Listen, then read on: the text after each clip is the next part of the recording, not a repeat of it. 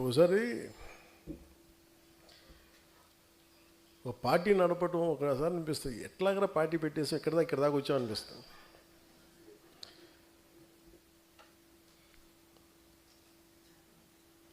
భగవంతుడు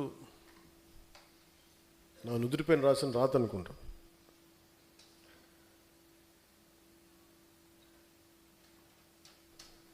చాలా బాధ్యతతోటి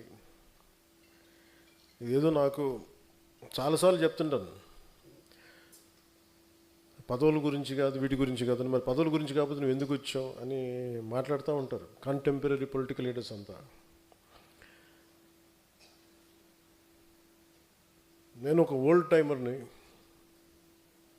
ఫ్రీడమ్ స్ట్రగుల్ని కథలు చదివి స్ఫూర్తిని చెందినవాడిని, ఒక భగత్ సింగ్ కథలు చదివి ప్రేరణ పొందినవాడిని. భగత్ సింగ్కి ఏ పదవి ఉంది? మనం గుండెల్లో పెట్టుకున్న స్థానం తప్ప. సుభాష్ చంద్రబోస్కి ఏ పదవి ఉంది? దేశం కోసం నలిగిపోయిన త్యాగం తప్ప.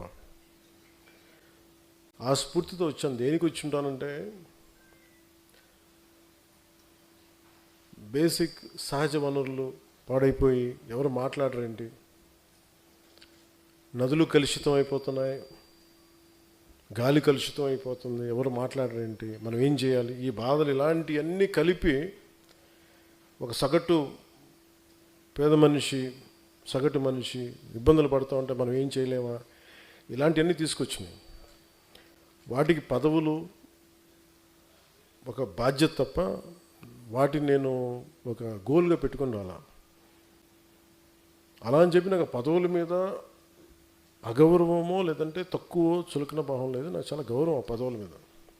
కానీ పదవి కోసమే నేను ఉన్నానంటే, ఒకవేళ పదవి లేకపోతే పని చేయవా అని నాకు నేను ప్రశ్నించుకుంటాను.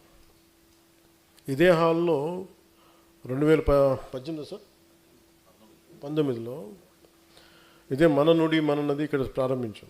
ఆ రోజు మనకు తెలుసా, ఇదే రాజమండ్రి ఒక కీలకమైన ఘట్టం ఉంటుంది. ఇక్కడ ఒక కీలకమైన భారతదేశపు సంబంధించిన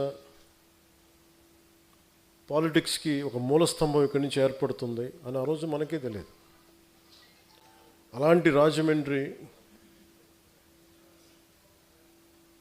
2 సంవత్సరాల క్రితం దాదాపు మార్చిలో అనుకుంటాను, గౌరవ ముఖ్యమంత్రి గారిని ఆయన జైల్లో పెట్టినప్పుడు అది ఎలాంటి పరిస్థితులు ఉన్నాయో మీ అందరికీ తెలుసు. ఆ రోజున